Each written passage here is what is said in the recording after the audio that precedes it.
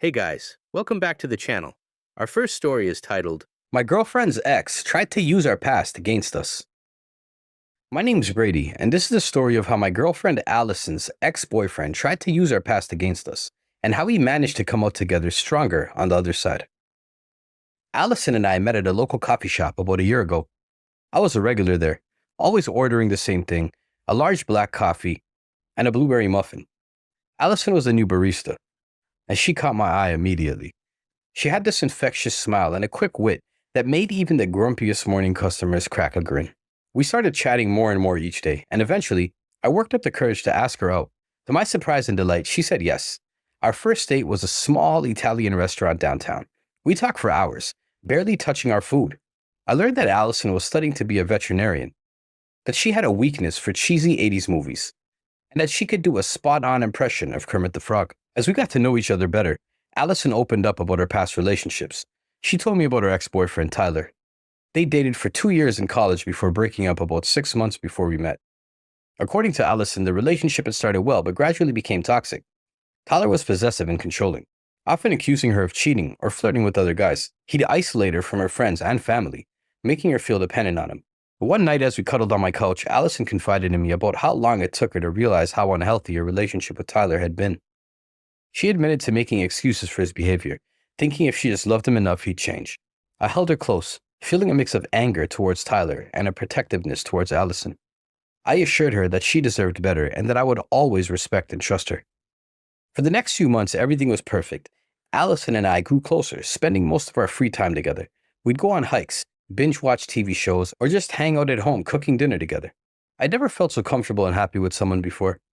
We even started making plans for the future, talking about moving in together once Allison finished her veterinary program. But then about 6 months into our relationship, things started to get weird. It began with a series of hang-up calls to Allison's phone. At first, we didn't think much of it.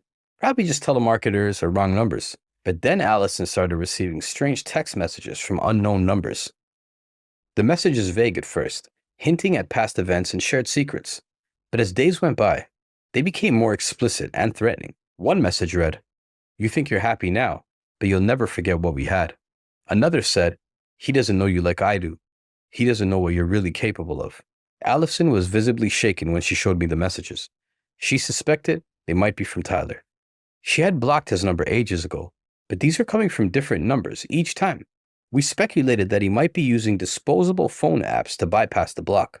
I suggested reporting this to the police, but Allison was hesitant. She didn't want to make a big deal out of it, hoping that if we ignored him, he'd stop. I wasn't so sure, but I didn't want to push her if she wasn't comfortable. Looking back, I wish we had taken action sooner. Maybe it would have prevented what was to come. Little did we know, this was just the beginning of Tyler's harassment campaign. A few days later, Allison received an email from Tyler containing old intimate photos she'd shared with him when they were dating. The email threatened to send these photos to me and to the vet school that she was applying to. This crossed the line into blackmail. We filed a report with them, meeting with a detective who explained that what Tyler was doing was illegal. She advised to us to document everything and to not respond to Tyler's messages. We left the police station feeling a mix of relief and anxiety, knowing that this was far from over. Over the next few weeks, Tyler's harassment escalated in unexpected ways. He started showing up at places he knew Allison frequented. Her favorite coffee shop, the park where she liked to jog, even the parking lot of her workplace. He never approached her directly, but his presence was enough to leave Allison feeling constantly on edge. One day, Allison found her car tires slashed in the university parking lot. There was no proof it was Tyler, but the timing seemed too coincidental. Another time, she received a bouquet of flowers at her workplace, one that didn't come from any of her friends or family at the time. The florist confirmed that the order had been placed by a man matching Tyler's description.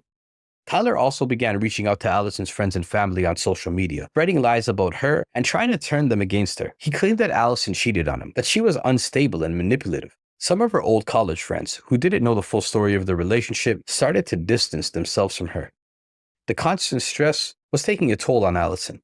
She became jumpy and paranoid, always looking over her shoulder. She had trouble sleeping, and her grades at vet school began to suffer. I felt helpless watching her go through this, and my anger towards Tyler grew with each passing day. Unable to stand by any longer, I decided to confront Tyler directly. I found his address online, and I drove to his apartment. His surprise quickly turned to anger. I told him to stop harassing Allison. warning him about the legal consequences if he continued. Tyler's response was chilling. He sneered and said, "You don't know anything about Allison. You think you're so special? That she really loves you? Let me tell you something, buddy. Allison's not the innocent little angel you think she is." When I told Allison about the confrontation, she was upset, worried that Tyler might retaliate. We agreed to be smarter about handling the situation moving forward, relying on legal channels instead of direct confrontation. However, my interaction with Tyler had only seemed to fuel his determination to cause trouble. Just when we thought things couldn't get worse, Tyler's harassment took an even darker turn. He started leaving notes on Allison's car, detailing her daily routines, where she went, who she talked to, what she wore. It was clear he was stalking her, and the level of detail in his observations was terrifying. One particularly disturbing incident occurred when Allison was studying late at the university library. She received a text message from an unknown number with a photo of herself sitting at her study desk taken from outside the library window. The message read, "Burning the midnight oil? Don't worry, I'll always be here to keep you company." Allison was so frightened that she called me in tears, and I immediately drove to pick her up. Another time, Allison found a small GPS tracking device hidden under her car. We weren't sure how long it had been there, but the thought of Tyler being able to track her movements sent chills down our spines. We removed the device and reported it to the police, but without concrete proof that Tyler had placed it there wasn't much they could do. One night, Allison woke up to find several missed calls from an unknown number. When she checked her voicemail, she heard heavy breathing, followed by Tyler's voice. She was so shaken that she came to stay at my place for a few days, too scared to be alone in her apartment. We installed security cameras at both our places, and Allison started varying her routines, but it didn't seem to deter Tyler. He always found a way to let us know he was still there, still watching. It felt like we were living in a constant state of anxiety, never knowing when or where Tyler would strike next. The situation came to a head when Allison's younger sister called her in tears. Tyler had approached her on campus about how Allison had ruined his life and how she needed to be saved from herself. He tried to convince her to help him rescue Allison from me, claiming I was abusive and controlling, the very things he'd been guilty of in their relationship. This was the last straw for Allison. Involving her family crossed a line she couldn't ignore. We went back to the police with all the new evidence we had gathered, the voicemails, the testimony from her sister. The police were able to get us a temporary restraining order against Tyler, but we knew it was just a piece of paper unless it was enforced. Despite the restraining order, Tyler's harassment continued. He started creating fake social media profiles to comment on Allison's posts and send her messages. He would use these accounts to spread rumors about Allison among her classmates and colleagues. It was getting harder and harder for Allison to maintain her professional relationships and focus on her studies with all this negativity surrounding her. One day, Allison received an anonymous email at her university account. It contained a link to a website that Tyler had created, dedicated to exposing the truth about Allison. The site was filled with out-of-context photos, twisted versions of events from their relationship, and blatant lies about Allison's character. It was a horrifying digital shrine to Tyler's obsession and a stark reminder of how far he was willing to go to destroy Allison's life. We immediately reported the website to the police and to the university's IT department. The site was taken down within a day, but the damage was already done. Several of Allison's classmates had seen it, and whispers followed her through the hallways of the veterinary school. It broke my heart to see how much this was affecting her, how a promising young woman with so much potential was being systemically torn down by someone who claimed to have once loved her. Just when we thought we might finally have some peace, Tyler played his final devastating card. I received an email from an unknown address containing a video of Allison. In it, she was arguing with someone off camera, her face contorted with anger. Her words made my stomach churn. In the video, Allison was saying she didn't care what she had to do. Lie, cheat, destroy anyone who got in her way to get what she wanted. The video cut off abruptly, followed by a message suggesting I ask Allison what happened with Professor Harrison if I wanted the full story. I sat there staring at my screen, feeling like the ground had dropped out from under me. This couldn't be real. This couldn't be Allison. But it was her face, her voice. What was going on? For the first time since this whole ordeal began, I felt the seed of doubt. Had I misjudged Allison? Was there truth to what Tyler had been saying all along? I spent the next few hours in turmoil, trying to reconcile the Allison I knew and loved with the angry, ruthless woman in the video. When Allison came home that evening, I took a deep breath and showed her the video, watching her face carefully for her reaction. To my surprise, Allison didn't seem shocked or defensive. Instead, she looked sad and resigned, as if she had been waiting for this moment. She asked me to sit down, saying there was something she needed to tell me. Allison's explanation brought both relief and a deeper understanding of her past. The video was from her senior year of college, during a particularly stressful period. She had been struggling in one of her classes, taught by Professor Harrison, and was at risk of losing her scholarship. In a moment of desperation, she had considered cheating on the final exam. The video captured a heated argument between Allison and her roommate, who had caught her contemplating this drastic action. Allison admitted that in that moment, driven by fear and stress, said things she didn't mean, things that went against everything she believed in. But ultimately, she had chosen to do the right thing. Instead of cheating, Allison had gone to Professor Harrison, confessed her thoughts about cheating, and asked for help. The professor had been understanding, offering extra tutoring sessions to help Allison improve her grade honestly. It was a turning point for Allison, teaching her the value of integrity even in the face of adversity. As I listened to Allison's story, I felt a mixture of emotions. I was relieved that she hadn't actually cheated, proud of her for making the right choice in the end, and angry at Tyler for trying to use this moment of weakness against her. But most of all, I was touched by Allison's honesty and vulnerability in sharing this part of her past that she wasn't really proud of. This moment of truth strengthened our relationship in ways we couldn't have anticipated. It opened up a deeper level of communication between us, encouraging us to share our fears, our mistakes, our insecurities. We realized that Tyler's attempts to drive us apart had actually brought us closer together, forcing us to confront difficult truths and deepen our understanding of each other.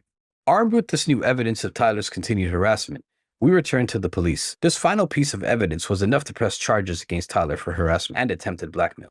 The legal process moved forward and Tyler was arrested. During the investigation, it came to light that Tyler had been struggling with mental health issues and had become obsessed with the idea of getting Allison back. While this didn't excuse his actions, it provided some context for his behavior. Tyler eventually agreed to a plea deal that included mandatory counseling, a permanent restraining order, and probation. It was a relief to finally have this nightmare behind us, but the experience had left its mark on both of us. In the weeks that followed, Allison and I worked on healing and moving forward. We attended counseling sessions together, learning how to process the trauma of the past months and strengthen our relationship. These sessions were incredibly helpful, providing us with tools to communicate better and support each other through difficult times. Allison also reached out to her old friends, explaining the full story of her relationship with Tyler and the recent harassment. Many of them, understanding the truth, rekindled their friendships with her. It was heartwarming to see Allison's support system grow stronger, helping her regain the confidence that Tyler had tried so hard to erode. We also took practical steps to ensure our safety and peace of mind. We moved to a new apartment in a secure building with 24/7 surveillance. Allison changed her phone number and email address, and we both tightened our social media privacy settings. It felt good to take back control of our lives. The university was incredibly supportive once they understood the full situation. They provided Allison with additional resources, including a campus escort service and flexibility with her coursework deadlines. The support was crucial in helping Allison get her academic performance back on track. Despite Tyler's attempts to use our past against us, Allison and I emerged stronger. Our bond deepened by the challenges we'd face together. I know that whatever the future holds, whatever obstacles we might encounter, we would face them as a team. Our past doesn't define us. It was merely a part of our journey. What mattered most was the future we were building together, one day at a time. In the months that followed, life slowly returned to normal, but with newfound appreciation for the peace and stability we now enjoyed. Allison threw herself into her studies with renewed vigor, determined not to let Tyler's actions derail her dreams. I supported her every step of the way, proud of her resilience and dedication.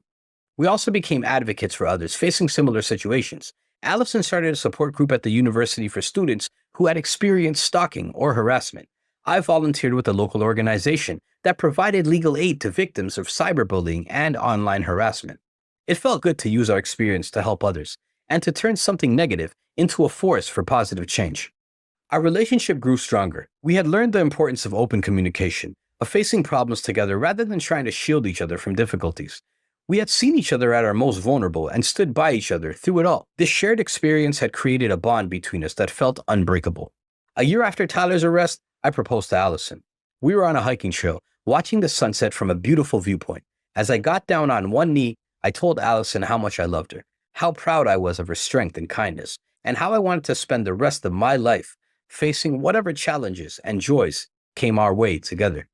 Through tears of joy, Allison said yes, and we embraced. With the golden light of the setting sun surrounding us, I felt a sense of peace and rightness. We had weathered a storm together and come out stronger on the other side. Whatever the future held, I knew we can handle it. Tyler had tried to destroy us, but instead, he had only proven how unbreakable we truly were. Built on a foundation of trust, honesty, and mutual respect was stronger than any force that tried to tear it apart. And so, as we walked back down the trail, hand in hand, engagement ring glinting in the fading light, I knew that this was just the beginning of our story. Whatever challenges life might throw our way, Allison and I would face them together, stronger and more united than ever before. The ordeal with Tyler had taught us a valuable lesson about communication, trust, and the importance of facing problems head on. We were no longer just a couple, we were partners in every sense of the word, ready to take on the world together. Our future stretched out before us, full of promise and possibility, and we were ready to embrace it with open hearts and unshakable faith in each other. Here are my thoughts about the story. What in the psychopath was this story? Tyler, sir, wait, no, not sir. That's giving him respect he doesn't deserve. Oops, let me rephrase what I was going to say. Guys, this dude, a poster child for psycho ex-boyfriend. I mean, seriously, who goes to these lengths just because their college girlfriend moved on? Stalking? Blackmail? Creating weird websites? It's like he binge-watched every episode of every criminal stalker show in existence and thought, yeah, that looks like a great life plan. But here's the thing that really got me. Tyler's last-ditch effort with that video of Allison. Not gonna lie, when I first read that part, I was like, oh snap, plot twist. For a hot second, I thought maybe Tyler wasn't completely off his rocker. But then Allison came clean about the whole situation, and I gotta say, it actually made me like her even more. You know why? Because it showed that she's human. We've all had those moments where we've thought about doing something we know is wrong. The real test of character is what you do next. And Allison passed with flying colors. She owned up to her mistake before she even made it. Now let's talk about Brady for a minute. This guy's loyalty is off the charts. I mean, he stuck by Allison through all the craziness. But what really impressed me was how he handled that video. He didn't jump to conclusions or start throwing accusations around. He straight up asked Allison about it. That's some healthy relationship communication right there. Take notes.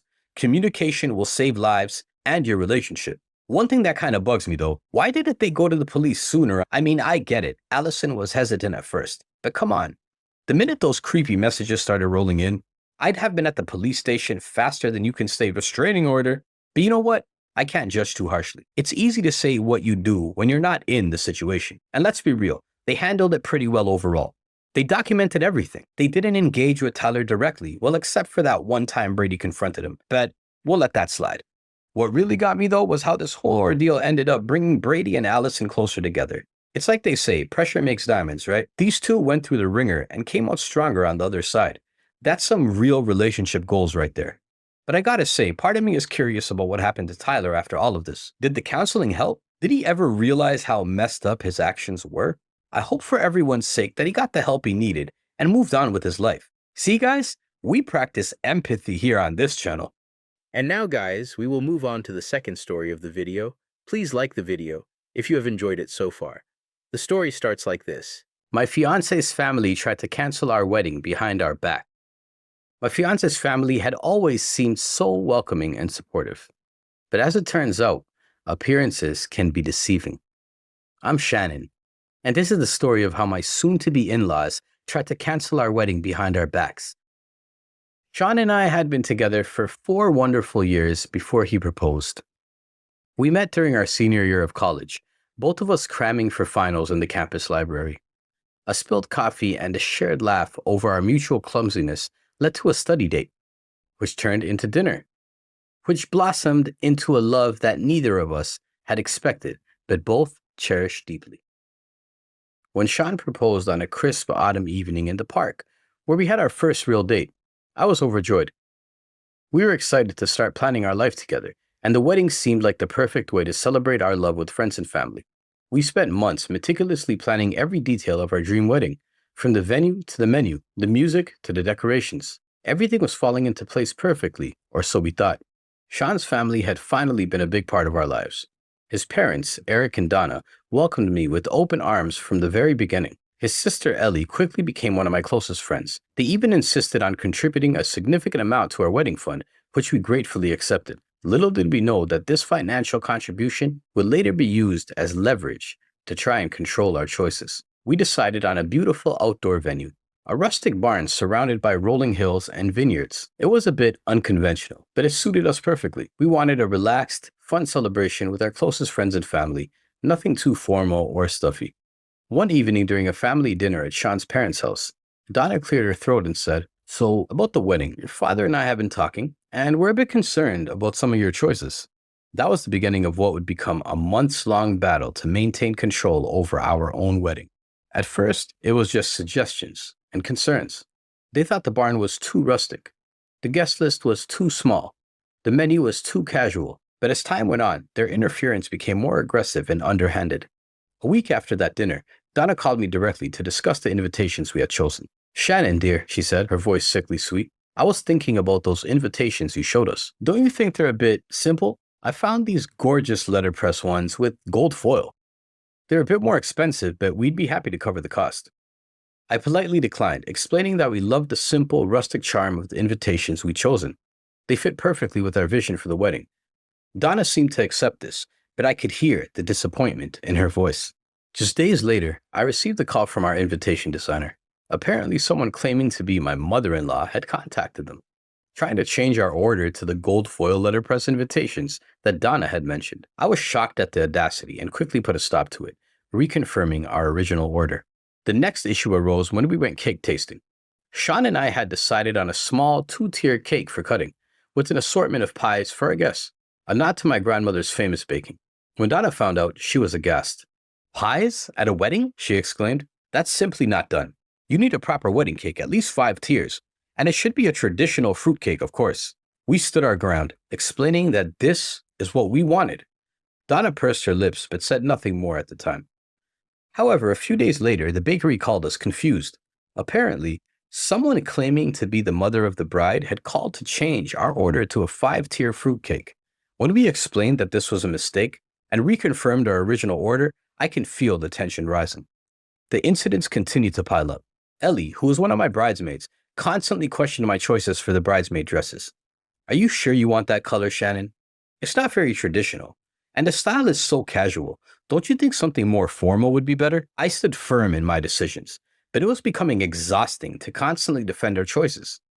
To make matters worse, I later found out that Ellie had gone behind my back and contacted the other bridesmaids suggesting they all chip in to buy different dresses that she deemed more appropriate. Thankfully, my friends were loyal and immediately told me about Ellie's interference.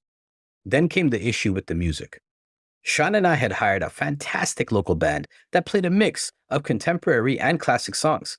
We thought they'd be perfect for getting everyone on the dance floor, but Eric had other ideas. I've taken the liberty of contacting my friend's son. He's a classical violinist. I think having him play during the ceremony and cocktail hour would add a touch of class to the proceedings. When we explained that we had already hired a band and didn't want to change our plans, Eric looked disappointed. "Well, I've already told him he could do it. It would be embarrassing to go back on that now. Surely you can find a place for him in your plans." We reluctantly agreed to have the violinist play during the cocktail hour, feeling pressured and guilty.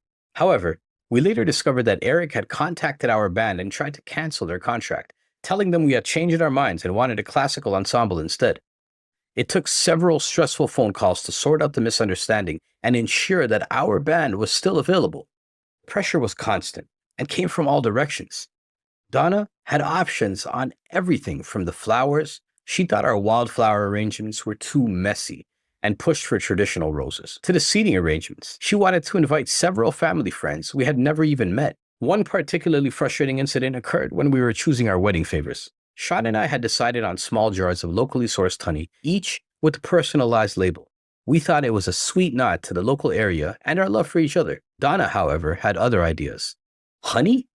That's so ordinary," she scoffed when we told her our plan. "I was thinking more along the lines of crystal champagne flutes, much more elegant and memorable." We explained that crystal flutes were well outside our budget and didn't fit with our rustic theme. Donna seemed to accept our decision, but a week later, we received a call from a crystal manufacturer confirming an order for 200 personalized champagne flutes. When we called Donna to confront her, she brushed it off as a surprise gift for us, insisting that we couldn't possibly give our guests something as simple as honey.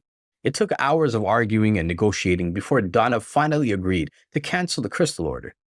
The honey favor stayed, but the whole ordeal left a bitter taste in our mouths. About 4 months before the wedding, things came to a head. Sean and I had a meeting scheduled with our wedding planner to finalize some details. When we arrived at her office, she looked uncomfortable. "I received a rather strange call yesterday," she said hesitantly. "It was from Donna. She said there had been some changes to the wedding plans and that she would be taking over the planning from here on out." I felt like I'd been punched in the stomach. Sean's face turned red with anger. She went on to explain that Donna had talked about canceling some of the vendor contracts we'd already signed and making significant changes to almost every aspect of the wedding. "She wants to move the wedding to the country club," she continued, looking increasingly uncomfortable. "She's talking about a sit-down for 300 people, a string quartet, ice sculptures. It's a completely different wedding from what you've been planning." We were shocked and furious. This wasn't just meddling anymore. It was a full-on attempt to hijack our wedding. We asked her to ignore any requests not coming directly from us and headed home to confront Sean's family. The confrontation was tense and emotional. Donna tried to defend her actions, saying she was just trying to help make our day perfect. Eric backed her up, insisting, as they were contributing financially, they should have a say in the planning. Ellie sat quietly, looking uncomfortable but not speaking up in our defense. "We're just trying to give you the wedding you deserve," Donna insisted, her eyes brimming with tears. "Don't you want something more sophisticated?" "What we want is for our wedding to reflect who we are," Sean said firmly. "We appreciate your financial help, but this is our day, not yours." The argument went on for hours, with tears and raised voices on all sides. By the end, Sean's family reluctantly agreed to back off, but the atmosphere was tense and uncomfortable. We thought that would be the end of it, but we were wrong. Over the next few weeks, we discovered that Donna had been going behind our backs, contacting our vendors directly. She tried to change our flower order from wildflowers to roses, attempted to switch our menu from the casual buffet that we wanted to a formal sit-down dinner, and even reached out to a string quartet to replace our band. Each time we caught wind of these attempts, we had to scramble to set things right. It was exhausting and stressful, taking away from what should have been an exciting and joyful time in our lives. One particularly upsetting incident occurred when Donna took it upon herself to change my wedding dress order. I had fallen in love with a simple, elegant gown that perfectly fit our rustic theme, but Donna thought it wasn't bridal enough. She contacted the bridal shop and tried to change my order, something completely opposite to my style and utterly impractical for our barn venue. I only found out when the shop called to confirm the change. I was in tears as I explained the situation and begged them to keep my original dress. The whole experience left me feeling violated and disrespected. The final straw came about 2 months before the wedding. I received a call from our venue. The manager sounded confused as he explained that they had received a cancellation request for our wedding date. "We received an email from Donna saying that she was authorized to make changes to the booking," he said. "She said you had decided to change venues and wanted to cancel. She mentioned something about moving the wedding to the country club." I was speechless with shock and anger. This was no longer just interfering. This was actively trying to derail our entire wedding. After reassuring him that we definitely had not canceled and making sure our booking was secure, I called Sean. We realized we needed to take drastic action. This behavior wasn't just disrespectful, it was potentially ruining one of the most important days of our lives. We decided to confront Sean's family one last time, but this time we weren't going to play nice. We invited them over for dinner, not telling them what it was about. When they arrived looking cheerful as if nothing had happened, it took all of my self-control not to start yelling right away.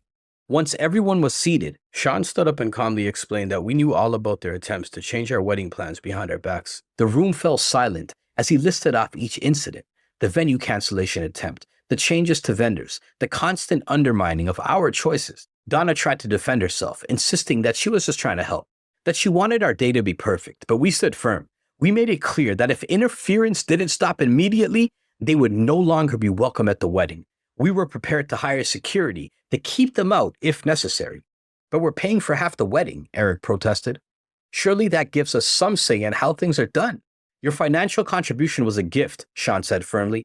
"It doesn't give you the right to take over our wedding. If you can't accept that, we'll find a way to pay you back and handle everything ourselves." The conversation was difficult and emotionally draining. There were tears, accusations, and pleas for understanding on both sides. But finally, it seemed like our message got through.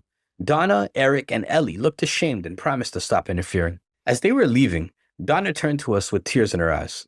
"We're sorry," she said softly. "We got carried away. We just wanted to be involved, but we went about it all wrong." Can you forgive us?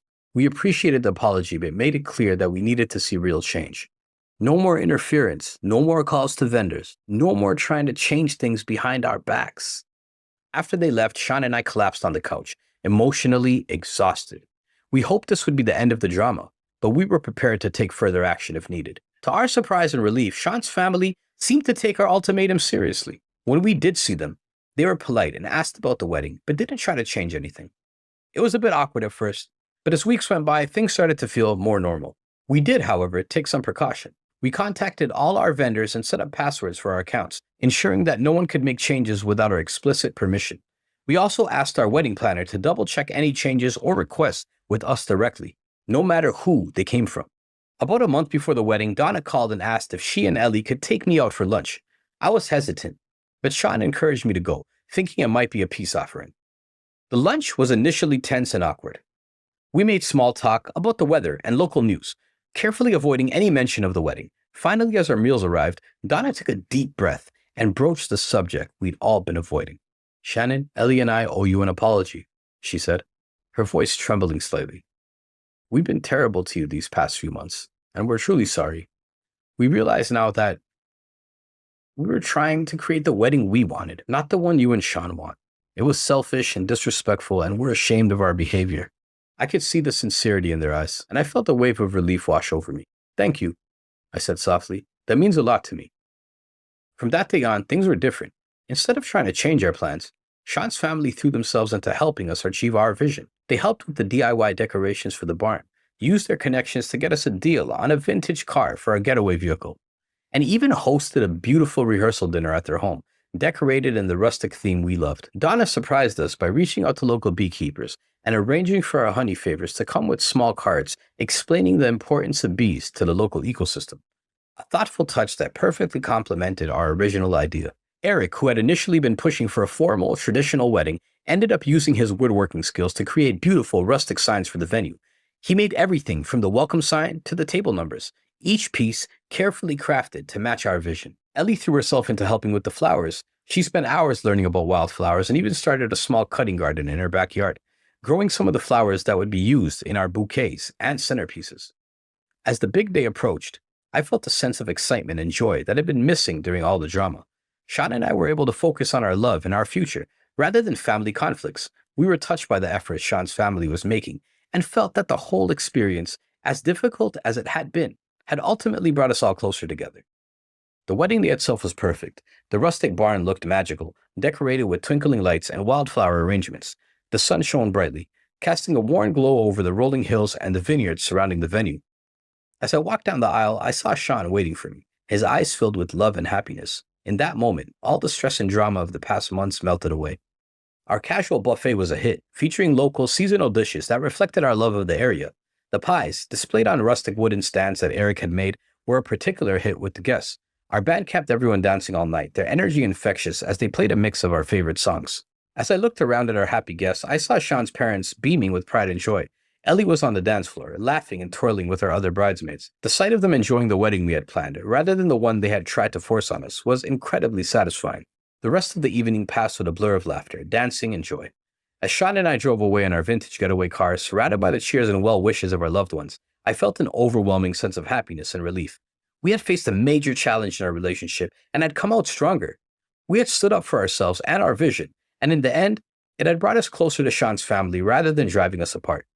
Looking back, I realized that this experience, as difficult as it was, taught us valuable lessons about standing up for ourselves, communicating clearly, and setting boundaries, all skills that would serve us well in our marriage. It also showed us that with patience, understanding, and firm resolve, even the most difficult family situations can be overcome. Our wedding day was everything we had dreamed of and more. It was a true reflection of our love and personalities, made all the sweeter by the knowledge that we had overcome significant obstacles to make it happen. As we drove off into our new life together, I knew that whatever challenges we might face in the future, we could handle them together. In the years that followed, our relationship with Sean's family continued to grow stronger. The wedding drama became a story we could all laugh about, a reminder of how far we'd come. Donna, Eric, and Ellie learned to respect our boundaries, and we learned to appreciate their love and support even when it was expressed imperfectly. When we welcomed our first child 2 years later, Sean's family was there to support us. this time taking care to ask how they can help rather than assuming they knew best. The lessons learned during our wedding planning had created a foundation for a healthier, more respectful family dynamic. Our wedding album sits on our coffee table, a beautiful reminder of not just our special day, but of the journey it took to get there. It's a testament of the power of love, understanding, and standing up for what you believe in. And every time I look at it, I'm reminded that the best things in life are worth fighting for, especially when you're fighting alongside the person you love. Here are my thoughts about the story. Let's start off with a moment of appreciation for Shannon and Sean's patience. I swear, if it were me, I would have lost my cool way sooner. Like changing the wedding dress order behind the bride's back? That's a one-way ticket to Bridezillaville. I was half expecting Shannon to go say yes to the dress, full meltdown mode, but she kept it together better than I ever could. And Donna, oh Donna, I'd met some overbearing mother-in-laws in my time, but she takes the wedding cake. Pun absolutely intended. The audacity of trying to cancel their venue? I mean, come on. At that point, it's not even about the wedding anymore. It's a full-on power trip. I bet she's the type who rearranges the furniture in other people's houses because it looks better that way. But you know what really got me? The fact that they kept pulling the money card. We're paying for half, so we should have a say. No. That's not how gifts work, folks. It's like giving someone a Christmas present and then telling them how to use it. Can you imagine? Here's a sweater. You could only wear it on Tuesdays when it's raining. And you have to pair it with those awful shoes your aunt got you 3 years ago. Crazy. It's true that you paid for it, so I guess you have some say, but the final decision should lie with the couple, always. I've got to say though, I was kind of living for all the sneaky behind the scenes drama in a fictional way, I mean. Then I think about how it's reality. And that mental giggling takes a nosedive. But hey, you've got to admit that it was like watching a really intense game of wedding planning chess. Donna makes her move with the gold foil invitations. Shannon counters with the calls to the designer. Eric tries to sneak in a violinist, but oh no, Shannon and Sean block with their already booked band. But it's the kind of juicy drama I live for, as long as this happened to someone else, of course. But let's talk about that confrontation scene for a sec. You know, the one where Shannon and Sean finally lay down the law. I was literally cheering them on from my chair. It's like that moment in a movie where the underdog finally stands up to the bully. Except instead of a school hallway, it's a living room. And instead of lunch money, it's the entire wedding that's at stake. And can we give a round of applause for Sean? Standing up to your own family is never easy. But he really came through for Shannon. That's the kind of partner you want. Someone who's got your back, even when it means going against his own flesh and blood. Sean, my man, you're the real MVP of this story. Now, I'll admit, I was a bit skeptical when Donna and Ellie invited Shannon to lunch. I mean, fool me once, shame on you. Try to hijack my entire wedding multiple times, and, well, you know the rest. But I'm glad Shannon gave them a chance. That moment of genuine apology and reconciliation, it's like the satisfying ending we all needed after all that stress. The way Sean's family turned it around in the end actually got me a bit emotional. It's like they fully understood that the best way to show love is to support the couple's vision, not to impose their own. It's a lesson I think a lot of families could learn from. The sheer amount of development they had was genuinely astounding to read about. Props to them, and blessings to the family and the couple. Anyways, guys, I hope you enjoyed the video. Please like and subscribe, and I'll see you again tomorrow.